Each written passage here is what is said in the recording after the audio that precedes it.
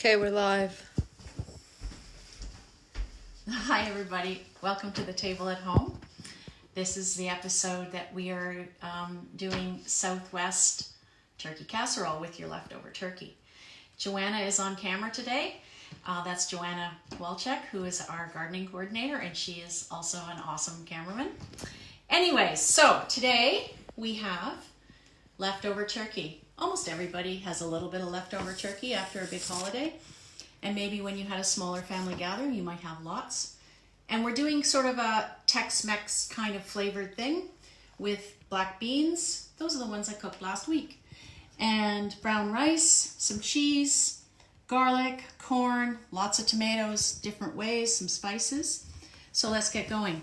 So I'm going to just turn on my handy little induction burner and add some oil. So the recipe calls for a tablespoon of oil, but you don't have to measure, just plop some in there. And I like to use red onion because it looks pretty, and I had one in my kitchen, but if you've got a white onion, that's fine.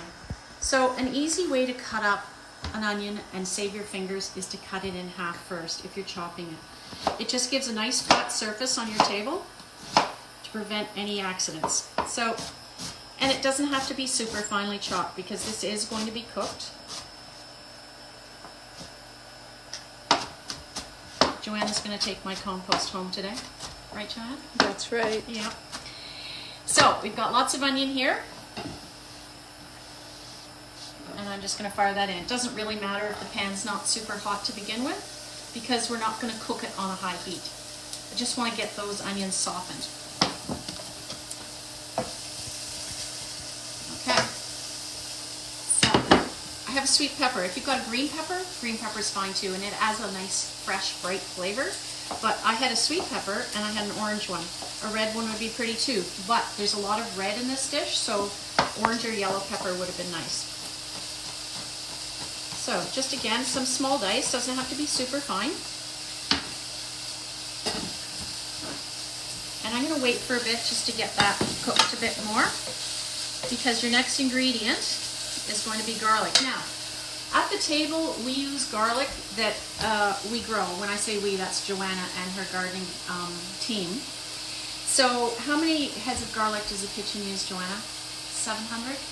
About that, yeah. About 700 heads of garlic, and when it is harvested in the mid to late summer, we immediately peel all of that garlic and grind it up in a food processor. And this is what it looks like. We keep it in the freezer. So if you don't have all that garlic to grind up in the summer, you can just take some cloves and crush them with your garlic press if that's what you have in your kitchen, or a knife, and chop it up fine. This is so handy though when you have this coming out of your freezer, because then you can be generous with garlic. So about a tablespoon of garlic, or whatever you prefer.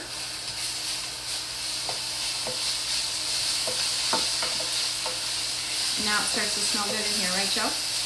Yeah, it's amazing. Judy, is there an optimal time that you want to add garlic into your dish? It depends on what heat you have. If you've got a lot of heat, which I have about a medium heat here, if you've got a lot of heat, you don't want to add it too soon or it might burn. Right now there's a little bit of moisture coming out of those onions, which is helping the garlic not to burn, and I don't want it to get too dark. It smells great. All right, so just let that cook for a moment. I've got a large tomato, which I've cut up coarsely. So just cut it in a few thick slices. Make it easy on yourself and put flat surface on the cutting board. It's much easier to do that than it is to cut through all the skin. Okay, so I want these tomatoes a little bit coarse because I want to be able to have that fresh bite of a tomato in the dish. We also will have canned diced tomatoes. They will probably cook down so you hardly see them.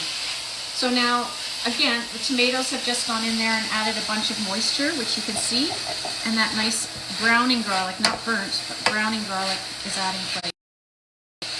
Okay, how about the seasoning? So, we have cumin, coriander, chili powder, and paprika. So, I have some salt and pepper in there. I'm going to ignore that right now. at the table, we roast our cumin and coriander seeds and then grind them. That's why they might look a little darker than they do when you buy them at the store. That's an extra step that adds a lot of flavor if you want to go that way. Chili powder, we just buy an ordinary pre-packaged chili powder. And if you've got smoked paprika, it'd be really nice. You could go half and half regular paprika and smoked paprika. Judy, what exactly is chili powder? Well, it's a mixture that is a commercially made mixture. Different companies make it slightly differently. So it has, again, cumin, coriander, paprika. Sometimes it'll have oregano, Mexican oregano maybe, garlic powder. So it's like pre-made. So you're going to make, regular ordinary chili at home. You're going to add chili powder you bought at the store. And maybe beef it up with a bit more of your additional spices like roasted and ground cumin and coriander. Okay. So now, tomatoes are starting to soften. That's your next step. You're going to add the turkey. So, I have light meat and dark meat. In my household, the dark meat goes first, and there's always a lot of white meat left. You might be the opposite of your house. And also sometimes when you make a turkey, while you're getting the dark meat cooked, the light meat can tend to get a little bit overcooked. So if you've got some dried out light meat, there's some bone that I missed. If you've got a bit of light meat that is dry, this is the perfect opportunity to use it up because it's going to get nice and moist with all that juice. So just chopping it up kind of coarse, not huge, because you want it to blend in with the other ingredients that you're making this dish with. Now, let's say you don't have any leftover turkey because it's maybe February and you want to have this dish. If you have some leftover chicken, or let's say a chicken from the grocery store that you have a bit left over, you can use that. What if you want to make this vegetarian? Okay, skip the turkey and add more beans. Okay, turkey's in. So if it's sticking at all, don't worry too much about it, but you can turn it down just a bit. I'm going to do that. Because now we've basically got the things that really need to be cooked enough. Okay, so I have to read the recipe, obviously. Okay, rice. So brown rice, it says 2 to 3 cups in the recipe. I've got about 2.5 cups. This is really nice for texture, flavor, and nutrition, brown rice. So this was a short grain brown rice that I made on Friday. And it's just been sitting in the fridge since then. So just breaking it up is a little bit of work, but it'll happen. If you have any kind of brown rice, it's still going to be better than white rice. And you will never notice, your kids will never notice, because it'll be all blended in with all of the seasonings. Okay. And is there a reason why you use black beans opposed to other ones? Well, no, there isn't, except I like them, and also they look pretty in this dish.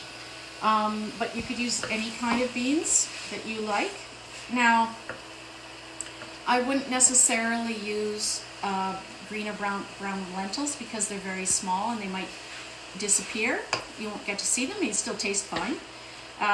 Chickpeas, maybe too big, and also don't look that pretty. Okay, here go the beans. Plus I had the leftover soaked beans from last week when we soaked the beans for the summer bean salad. Now I also had in my fridge a little bit of grated carrot left over from something. So yeah, okay, sure. And it goes, not in the recipe, doesn't matter. Got some frozen corn. It can go in frozen, but this one happened to be defrosted in the fridge overnight. So if you get to this point and you find it kind of dry, don't worry about it because you're just about to add a whole pile of diced tomatoes which have a lot of liquid. But if you get to a certain point in this dish and you think, it's just really dry, you can put in a spoonful of water. Just a spoonful at a time because you don't want the thing to become too juicy. All right, now I'll let that heat up. Cilantro, everyone knows my favorite. So this one, because it's got a Tex-Mex flavor, really suits cilantro. Don't add it if you don't like it. I use the stems too. So when you get this beautiful bunch of cilantro, you can, and this isn't washed yet, you can just slice or chop small these stems.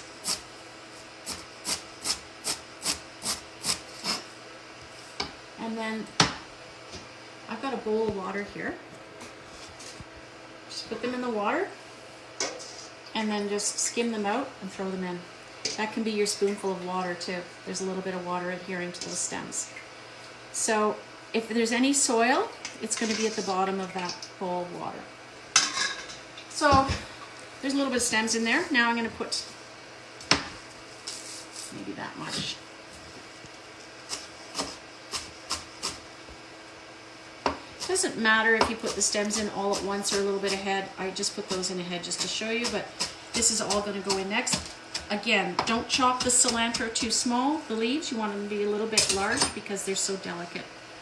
So, let's get this in here. Almost all the ingredients are in. So get it like that. There we go.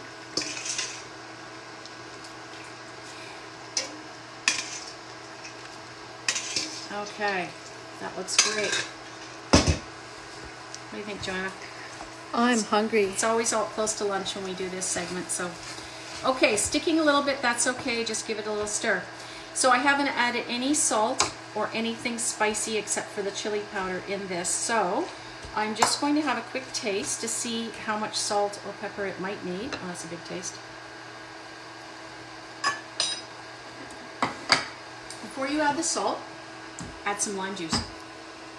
Lime juice will brighten the flavor, but also can trick your tongue into feeling like there's salt. So I'm just gonna squeeze. Peter Harrison is asking if we do lunchtime delivery. Yeah. Gee, Peter, only if there's puppies in the house. Okay, so that's about half of a lime. And I'm going to taste it again for seasoning.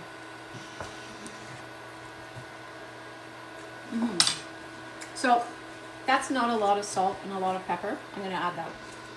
If you want to make this spicy, this is when you can put in your chili flakes or chopped fresh jalapeno or hot sauce.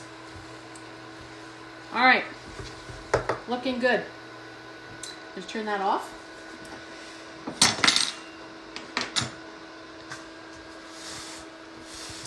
And we'll get ready.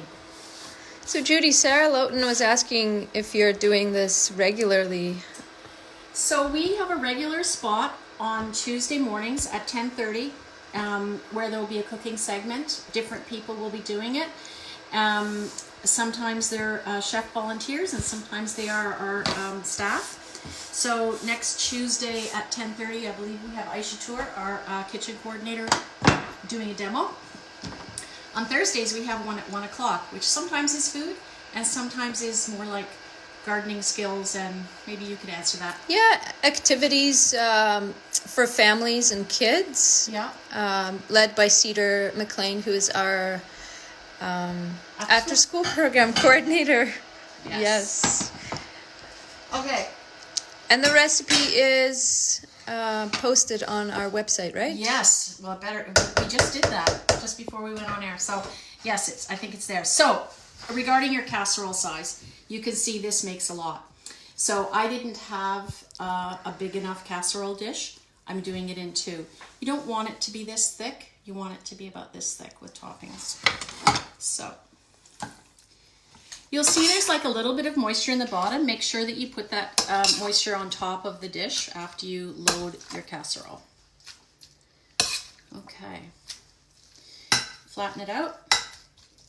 A little bit more.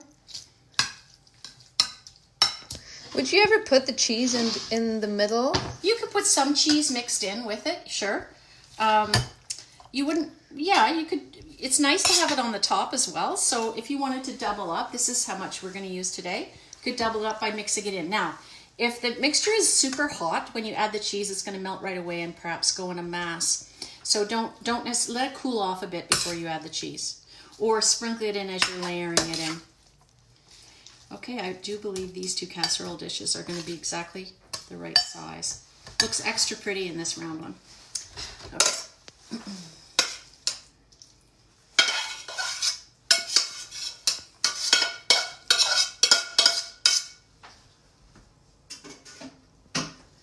All right, so this is where you can really use your creativity and clean out your cupboard. If you've got some tortilla chips that are broken, you could use those. I don't have any today.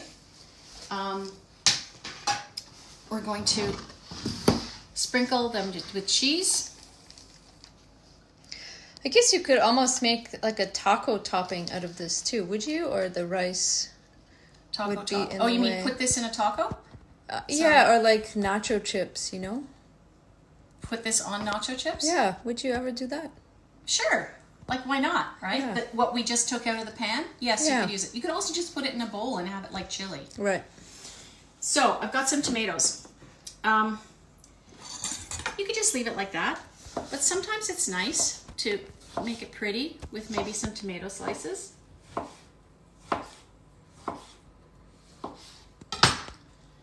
And maybe we'll do them this way.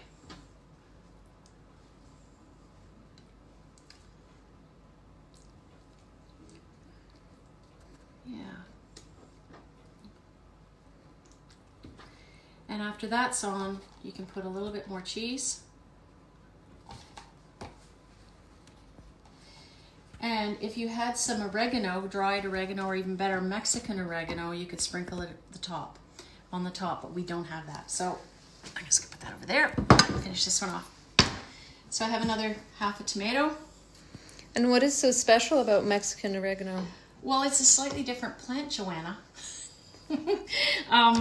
And it has just a slightly different flavor. So it's more traditional in these Mexican influenced dishes. Well, I better do my oregano homework. Exactly, but I don't know that we can buy it around here. Sometimes you have to go to a Latin store in Ottawa.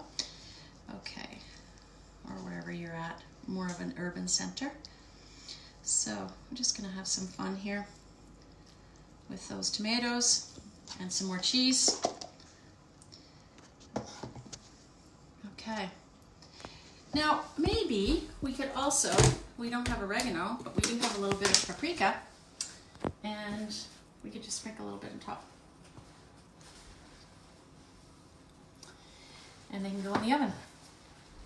Of course, I have one already done, but I ate some of it yesterday because, you know, I had to make sure it was delicious.